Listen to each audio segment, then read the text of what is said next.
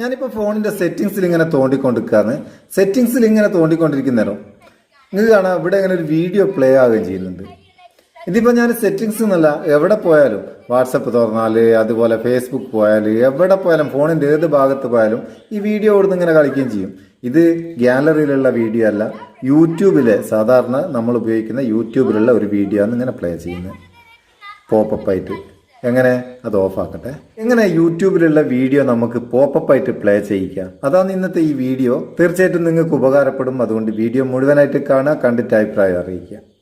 ഇത് കൂടുതലായിട്ട് ഉപകാരപ്പെടുക ഫോണിൽ എന്തെങ്കിലും ടിപ്സ് ട്രിക്സ് ഒക്കെ ചെയ്യുന്ന ആൾക്കാർക്ക് ഒരു വീഡിയോ കണ്ടുകൊണ്ട് അതിൽ പറയുന്ന കാര്യങ്ങൾ അന്നേരം ചെക്ക് ചെയ്യാൻ അല്ലെങ്കിൽ സെറ്റിങ്സിൽ മാറ്റം വരുത്താനൊക്കെ വളരെ ഉപകാരമുള്ളൊരു സംഭവമാണ് ഈ പോപ്പപ്പിൽ നമ്മൾ പ്ലേ ചെയ്യിക്കുന്നത്.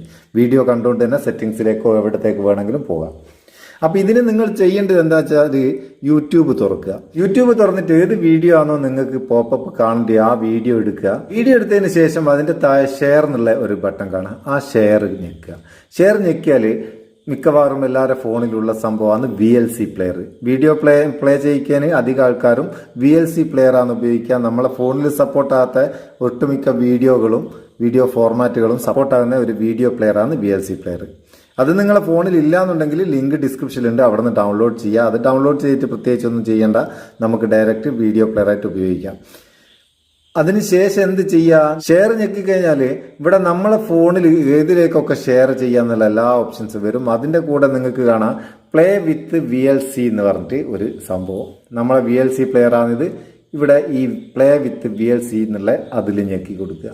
ഞെക്കി കൊടുത്താൽ VLC പ്ലെയറിലേക്ക് ആ വീഡിയോ വന്ന് ഇവിടെ താഴെ വലത് ഭാഗത്ത് 3 ഡോട്ട് കാണാം, അതിലൊന്ന് ഞെക്കി കൊടുക്കുക. ഞെക്കി കൊടുത്താൽ കുറേ ഓപ്ഷൻസ് വരും. അതിൻ്റെ കൂട്ടത്തിൽ പോപ്പപ്പ് പ്ലെയർ എന്ന് കാണും, അതിലൊന്ന് ഞെക്കി കൊടുക്കുക. വേറെ ഒന്നും ചെയ്യണ്ട, അത് പോപ്പപ്പായിട്ട് വന്ന് ഇനി നമ്മൾ എവിടെ പോയാലും നമ്മളെ കൂടെ തന്നെ ആ വീഡിയോ പ്ലേ ആയിക്കൊണ്ട് വരും.